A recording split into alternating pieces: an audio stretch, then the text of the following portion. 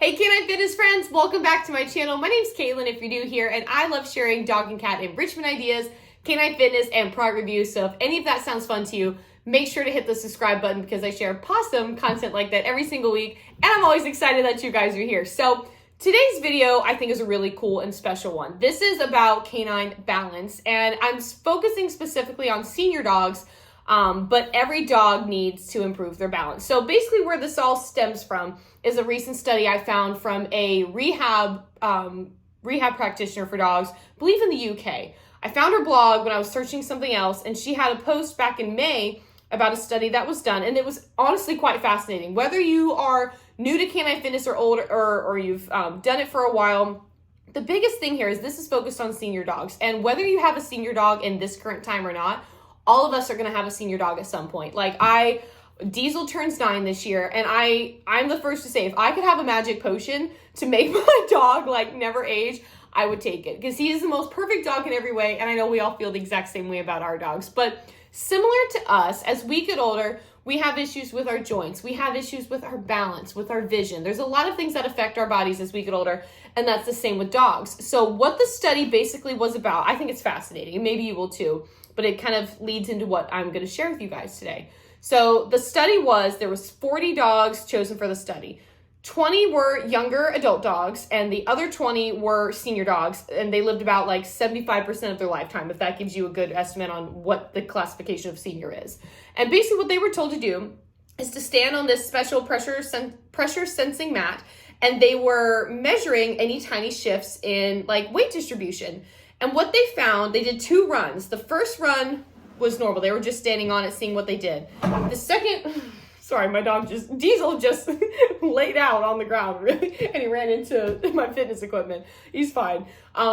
The second round, the dogs actually had these special goggles on, which inhibited their vision, but what they found was fascinating. The younger dogs were easily able to adapt. They basically just tapped into their other senses, and they were fine.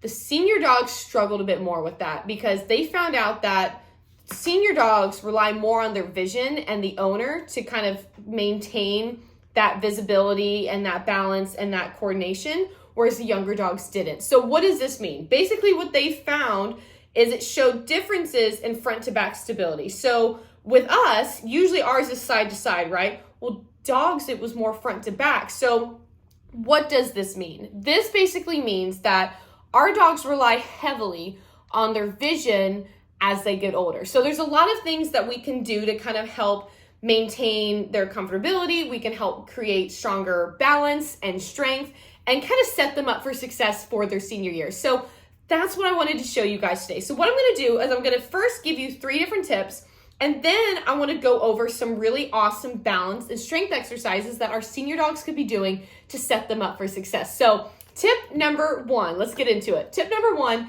is that vision is extremely relied on for our senior dogs to maintain stability. It's kind of the summary of the summary of the study. I was like, I just forgot the word. I was like, what's the other S word? Summary of the study. So basically, how you can help your dog is, say, like when you go to bed at night, making sure that your home is well lit, especially during the day, but especially at night, whether that's adding night lights, if you leave a light on in the hallway, making sure you keep the furniture in the same position, you're not doing any moving around, like letting your dog know that if this is the path to get to their bed, that's the path and they're safe. So that's tip number 1. Tip number 2 is, as dogs get older, knowing where their feet are gets harder. So for instance, my dog Diesel has always struggled to know where his back feet are. We've joked that we should have named him Dozer instead of Diesel because he bulldozes so many things. So I am constantly working on his hind end awareness, where his front feet are. We do cavalettis, we do all this stuff, so that way he starts to figure things out, and he's also building strength. So what does this mean for our senior dogs? So how you can kind of help this is by adding traction surfaces like mats or rugs, so that way as they're walking, like if you have hard floors like wood or tile, they're not sliding around, and which honestly could potentially lead to an injury depending on how your dog slides. But how you can also do that is by keeping their nails and any fur between their paw pads trimmed, because if their nails are too long, they're also not able to get a good grip because their paw pads can't actually touch the ground properly. And same if that hair's there, it's creating a barrier. And fun fact too, there's in addition to not only giving your dog better traction on the ground, when you keep that hair trimmed between their feet. If you live in a place that has seasons, I live in Florida, so I don't. We get two. We get hot and then we get cold for 3 weeks and then it's back to summer. But most people in the world get seasons, and if you keep that hair untrimmed, that actually can lead to a lot of buildup from the wet weather, the cold weather. It doesn't set your dog up for success no matter what. So there's multiple reasons why you should trim your dog's nails and paw pad hair.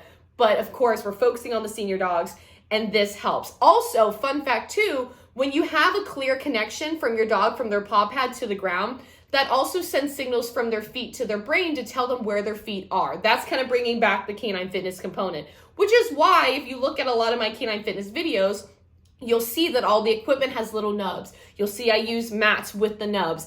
That is like right there telling your dog where their feet are. It's phenomenal. So that is tip number 2. And now tip number 3 is that balance training is super helpful for senior dogs. I think so often some people will think that canine fitness is just for sport dogs. It's just for younger dogs. It's not for older dogs. Now, granted, if your dog has a severe injury, like you might not be able to do this. But if your dog is aging gracefully or they've been cleared by a rehab vet, your regular vet, ortho, whatever, and they're like, oh, this would actually benefit them, this would be great for you. So what I thought would be really cool is I wanted to show you some examples of these balance exercises, because what the research suggested is that it can actually enhance sensory integration and help prevent any type of fall risk in dogs. So as our dogs get older, it's not the same as us as we get older and we have bigger risk of falling and stuff like that, but it is there. So if they know where their feet are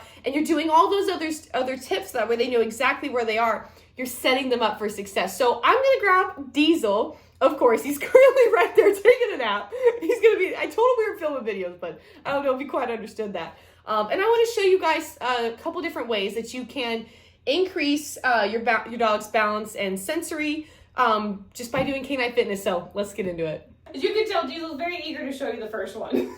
So the first one that you can do, and now I'm going to use one variation, but I'm going to tell you a few others. So the first thing you can do is walking over different surfaces. So whether that's grass, carpet, cushions, or fitness equipment. And featured here, I am using fitness equipment. I have the FitPaws balance disc as the first thing. I have the FitPaws balance pad as number 2, the Blue 9 Climb as number 3, and the Blue 9 Propel as number 4. So for me, are you doing it on your own? He's like, no, this is where I sit. He's such a good boy. All right, here you go. He's like, mommy has good treats. Basically, what you're going to do is you're going to set up an obstacle or set up like a little arrangement of obstacles like this. And again, it could just be, you could be going outside and going from grass to a little block, like a stepping stone, to a different, to dirt. You know what I mean? Like having your dog touch and feel different things is so good for them. It's kind of what we do with puppies when they're little. It's that proprioception training. It's that surface training. This not only is activating their paws or their senses, it's building confidence. It's so great. So Diesel, you want to come demonstrate, Bella? He's like, yeah. I bet you we just did, but yeah. All right, ready? You skipped the first one. You guys should have done the bigger one. Diesel off. Yeah, good boy. You ready to do it this way? Yeah, good boy. Yeah. And good boy. He's like, I got this. I should have done the bigger balance sticks, but I was like, he'll be fine. He'll step on it. He did this way. So that is number 1. That is idea number 1. So the next one is going to be standing weight shift challenges on slightly unstable surfaces. But you can also do it on stable surfaces too. So what I'm going to do is I'm going to move this stuff out of the way, set up the next one. Ooh, excuse me, I'm sorry, and show you. All right, so what we're going to do first is I'm going to have Diesel go into a stance. Diesel, go get it. I'm going to toss it and have him come up. Ready? Diesel, come here. Diesel on. Diesel, stand. Yes, good boy. That's not a bad stance. Good boy. So for this first one, it can be as easy as this. You have him on a nice stable surface, and what I like to do is walk around both directions, have him stay, and you're going to watch how he shifts his weight as he looks at my direction while he maintains his balanced stance. So watch. Stay. Yeah, good boy. Good job. Good stay.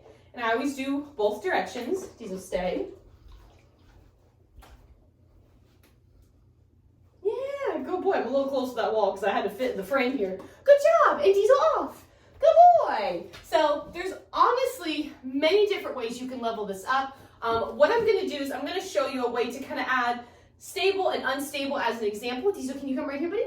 Good boy. And then I'm going to link my blog post in the description here, mostly because in that post, I actually go into more different combinations that you can do using equipment that I'm not featuring in this video. Like I have the donut, I have the climb, I also have the propels. Like that post gives you even more, but I wanted to give you guys a good starting point just so you can see. Ready? He's on.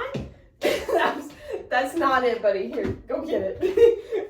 I was in the way. I should have known. Ready, Diesel? It's on. Touch, stand. Good boy. You have your one foot. Let me fix it. Ready?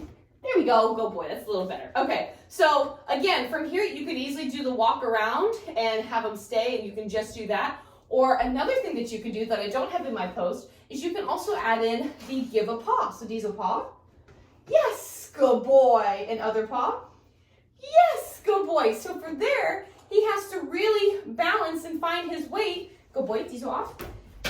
As he's lifting that extra limb. So this is a really great way to kind of improve your dog's balance, strength, and especially if you're doing the exercise where they are lifting up their arm and giving you their paw, that's also a shoulder strengthening exercise. Like that is not only extending their arm, they're reaching, but it's working their biceps, their chest. It's working so many different muscles that it's a really advantage exercise. I think sometimes people will think like, oh, it's just, it's just a dog trick or something. No, there's so much more to it. So now I want to show you guys another idea that is also really helpful too. All right, for this last exercise, take your dog outside if it's cool enough, or if you have a lot of space in your home, use that too. It really just comes down to how much space you actually have available to you. I am using the FitPaws Cavaletti set, but you can obviously get any Cavaletti set. I'll link it below in case you guys are interested. But what we're basically going to be creating is a path of cones and low ground poles. You never want anything really kind of higher than hog height for what we're going to be doing. And essentially what we're going to do, I'm going to grab Diesel again. It's just I wanted to set it up first. Is I'm going to be creating this row, and we're going to be weaving in and out. Now the benefit of this is you are kind of increasing that spinal flexibility, and because the pole is still there, they're still stepping up over. It's not like they're reaching super high, but they're going up and around.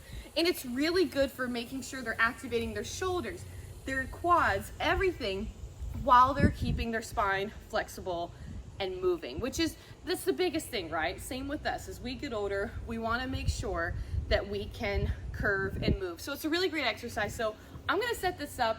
I'm going to go ahead and get Diesel, and I'm going to show you how we're going to do it. That way you can understand how to manage pace, anything like that, and then we'll get started. Oh, and by the way, also, kind of like how we've been doing for everything, make sure you have some high value treats. If your dog's food is super valuable to you, you can always use that.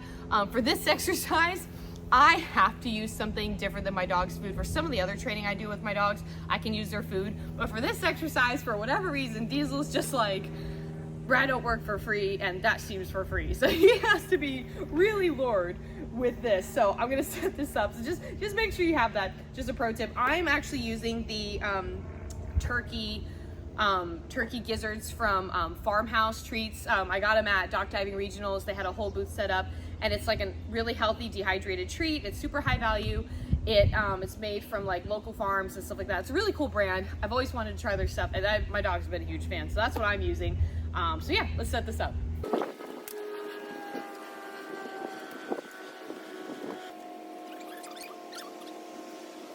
Depending on the Cavaletti set that you get, or if you get more than one, you can make this maybe a little bit longer. Maybe add like an additional cone or so and pull just to give a little bit extra. But this set right here is also perfect. If you're doing this with your dog for the first time, always start on the lowest no matter what. And especially if you have the smallest dogs, you should be keeping it kind of on the lowest. But when you have the bigger dogs, starting on the super low option is always really helpful, because that way when they're crossing over it like that, it's not something they have to be super mindful of just yet. It's just enough. So I'm gonna go grab Diesel and we're gonna get into it. All right, so my pro tip here, you can do this at the walk or trot. Obviously start it at the walk. I like to you're gonna be weaving in and out. I like to sometimes kind of go away and towards my dog as I'm coming out of something and going into the next one. Just kind of helps if your dog is able to or used to going off of your body pressure. Another thing too is if your dog starts going too fast, you need to look to see how fast you're moving. If you're going really fast, slow your body down. If your dog is kind of dragging from behind, so Jesus going to the bathroom, I don't know if you can see him. If your dog's dragging too much, encourage them with toys or maybe a little faster movement. Like, again, you don't want him sprinting through this, but you don't want him being a slowpoke either. So that's kind of what we're aiming for here. So once Diesel finishes going to the bathroom, come here, Bubba, you ready? Let's go. Come on, Diesel. Ready? All right. Ready, buddy? All right. Ready? Let's go this way. Yeah, good boy. Yeah, good boy. Yeah. And let's go all the way around. I'm going to go ahead and reward him right here. Here, let's move this foot just a little bit. There we go. I kind of pulled you off a bit. Ready? Let's go. I like to walk backwards sometimes towards my dog too. Diesel, come. Diesel, come. There's a lot of smells. We're at my parents' house, and he's like, what's in the backyard? And then we'll do it one more time. Ready, Diesel? You want cookies? Let's go. Ready? Diesel, come. Even though these are high value, it's still not as exciting as the backyard. Come here. Back and walk over.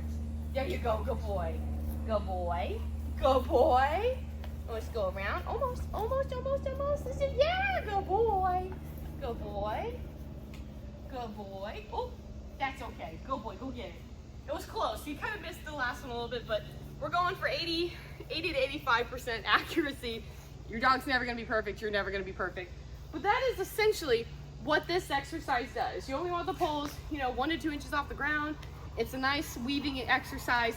And if your dog knows certain cues for like left and right, you can use those too. Or you can easily just guide your dog through it. So I hope that was helpful and you guys enjoyed this video sharing a lot of different tips, exercise ideas to improve your dog's balance, especially as they get older. I was really fascinated by that study and it's something that I'm gonna use, hi Bubba, going into all my dog's fitness training. So I hope you guys have a great day. Follow for more canine fitness exercises and tips. And I can't wait to see you in my next video. Bye everybody. Bye Weasel.